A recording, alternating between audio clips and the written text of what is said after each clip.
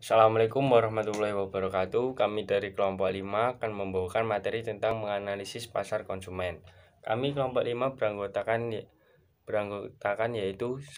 Surya Ranggana Utama NIM 1903 10 10 60, 2. Nadia Septiana Rizky NIM 1903 10 10 48, dan 3. Rizda Razak yang NIM 1903 10 10 58. Baik, yang pertama untuk slide pertama akan saya sampaikan yaitu tentang perilaku konsumen. Perilaku konsumen merupakan hal yang mendasari konsumen membuat keputusan untuk pembelian.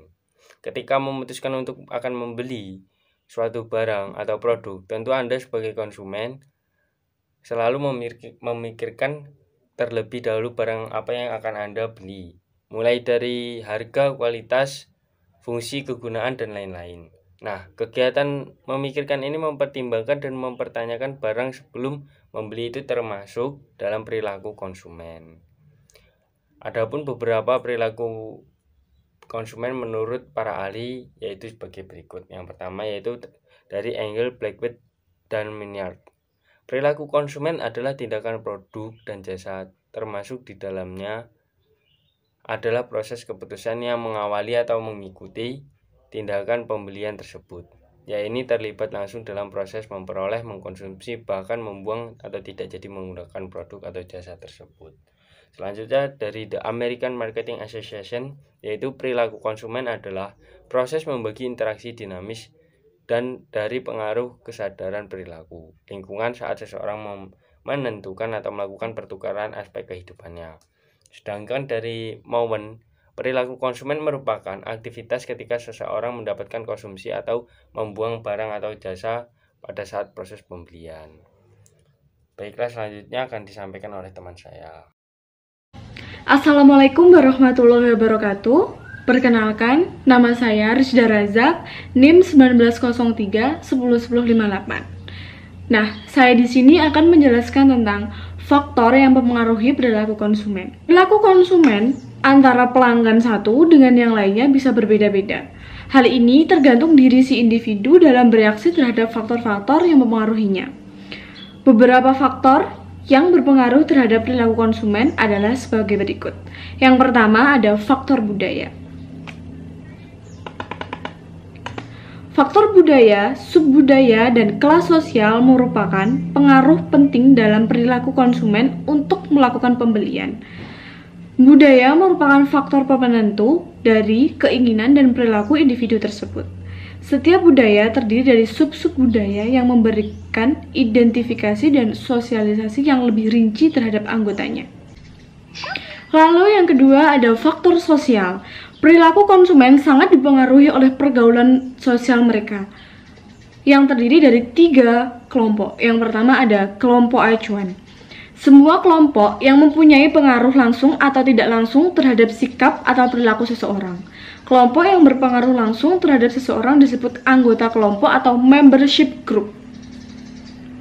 Anggota kelompok bisa dibagi menjadi 2 lagi. Yang pertama ada primary group atau orang-orang yang berhubungan secara kontinu, misalnya seperti keluarga, sahabat, tetangga.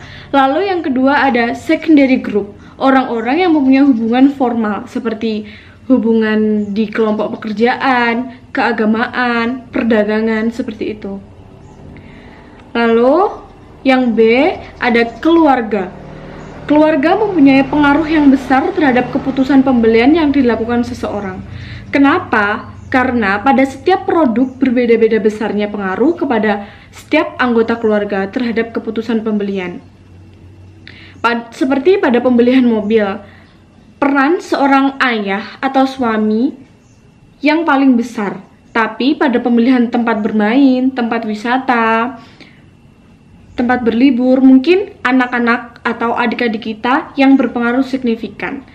Pemasar harus tahu siapa yang paling berpengaruh terhadap keputusan pembelian akan produknya. Besarnya pengaruh ini bersifat dinamis, artinya bisa berubah-ubah sewaktu-waktu.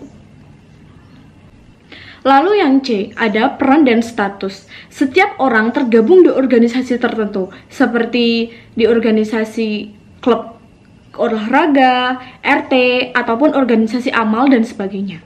Organisasi sering menjadi sumber informasi yang penting dan bisa membentuk norma dan perilaku.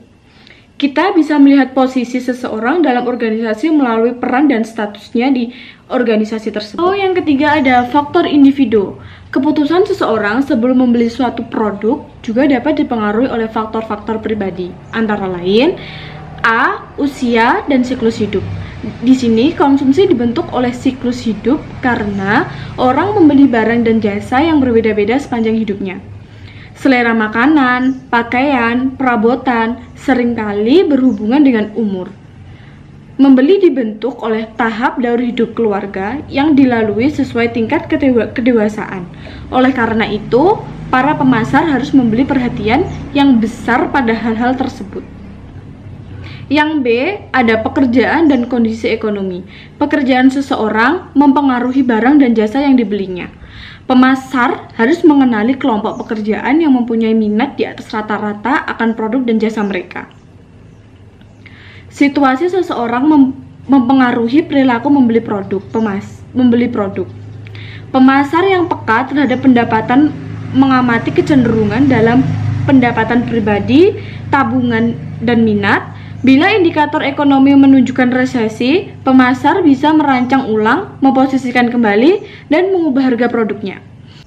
Lalu yang C ada kepribadian dan konsep diri. Kepribadian mengacu karakteristik psikologi unik yang menyebabkan respon relatif konsisten dan tahan lama terhadap lingkungan dan dirinya sendiri.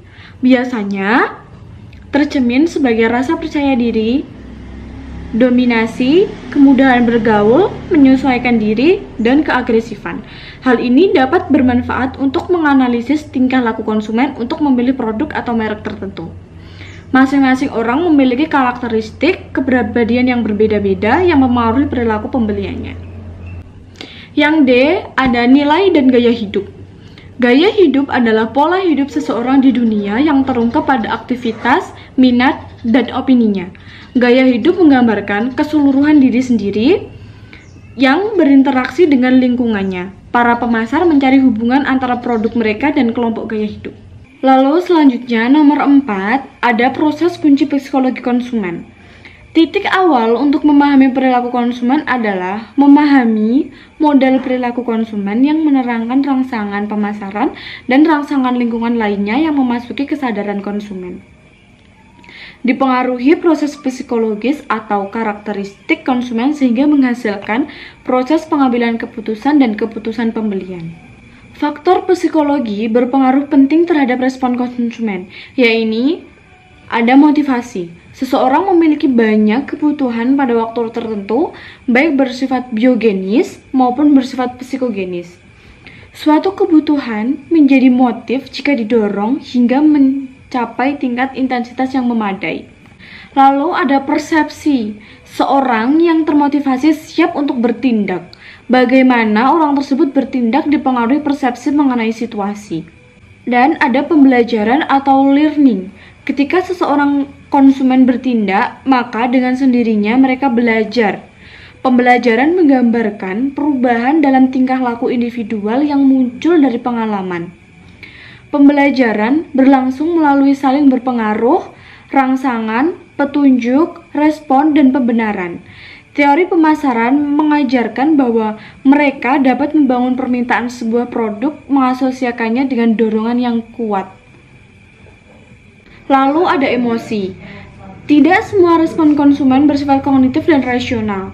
Mungkin banyak yang bersifat emosional. Iklan merek atau produk dapat membuat konsumen merasa bangga, senang, atau bahkan percaya diri. Tetapi juga dapat menciptakan perasaan geli ataupun heran. Pada umumnya, sebuah produk yang mampu membangkitkan emosi pelanggan saat menggunakan produk tersebut akan mampu bertahan dalam persaingan. Kenapa? Karena emosi tersebut bisa membentuk bonding dengan pelanggan yang lebih kuat. Baik, selanjutnya ada ingatan atau memori. Memori adalah proses yang sangat konstruktif karena kita tidak dapat mengingat informasi dan kejadian secara lengkap dan akurat. Sering kita mengingat beberapa potongan dan mengisi sisanya berdasarkan hal lain yang kita ketahui. Pemrograman memori menggambarkan bagaimana dan di mana informasi tersebut masuk ke dalam memori kita. Pengambilan memori merupakan cara informasi diambil dari memori. Usaha mengingat informasi merek tidak hanya tergantung kekuatan di awal informasi tersebut masuk ke dalam memori kita, melainkan karena faktor yang pertama, kehadiran informasi produk lain yang dapat menyebabkan kita gagal mengenali atau bingung dengan kedatangan data baru. Yang kedua, waktu antara paparan terhadap informasi dan pemrograman berpengaruh semakin lama waktu tunda. Yang ketiga, ada informasi mungkin tersedia dalam memori tetapi tidak dapat kita akses atau tidak dapat kita ingat kembali. Terima kasih. Selanjutnya, presentasi akan dijelaskan oleh teman saya, Nadia. Assalamualaikum warahmatullahi wabarakatuh. Perkenalkan, nama saya Nadia Septiana Rizky, NIM 1903-10148. Di sini saya akan mempresentasikan tentang mental accounting. Mental accounting menunjukkan cara bagaimana konsumen memodifikasi, mengkategorikan, dan menilai hasil finansial dari berbagai pilihan. Biasanya didasarkan pada prinsip kunci tertentu. Misalnya, yang pertama itu konsumen cenderung memisahkan manfaat atau gains, di mana setiap manfaat dinilai secara terpisah. Yang kedua, konsumen cenderung mengintegrasikan seluruh kerugian atau memandang tambahan pengeluaran secara positif bila mana berkaitan dengan membeli produk yang harganya tinggi, misalnya sebuah rumah. Itu. Yang ketiga, konsumen cenderung menjumlahkan semua kerugian yang kecil dengan manfaat yang lebih besar. Contohnya, membayar pajak bulanan dirasakan lebih ringan dibandingkan membayar pajak keseluruhan setahun penuh. Yang keempat, konsumen cenderung memisahkan manfaat yang kecil dari kerugian yang besar, misalnya memperoleh potongan harga yang tinggi sekaligus pada saat membeli sebuah mobil. Yang selanjutnya adalah tingkat keterlibatan konsumen. Tingkat keterlibatan konsumen adalah seberapa intens seorang konsumen terlibat dalam merespon stimulus pemasaran yang disebabkan oleh, yaitu yang pertama, menurut model tingkat elaborasi, yang menjelaskan bagaimana konsumen membuat evaluasi baik untuk situasi keterlibatan yang rendah atau tinggi. Misal, keputusan ibu membeli garam atau bapak untuk membeli laptop. Yang kedua, strategi pemasaran untuk produk dengan keterlibatan rendah.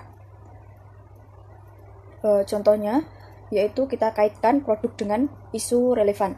Misalnya, menjual garam dikaitkan dengan isu penyakit gondok karena kurang yodium. Itu. Yang ketiga, perilaku pembeli untuk selalu mencari variasi. Berbagai pembeli yang berkarakter keterlibatan rendah tapi mempunyai perbedaan merek yang signifikan. Seorang bisa berkali-kali berganti merek produk cemilan tanpa berpikir panjang dan baru membuat penilaian saat mengkonsumsi cemilan tersebut. Nah, sekian presentasi dari saya. Apabila ada kesalahan, mohon maaf. Wassalamualaikum warahmatullahi wabarakatuh. Sekian presentasi dari kelompok kami. Apabila ada kurang dan salahnya, kami semua mohon maaf. Wassalamualaikum warahmatullahi wabarakatuh.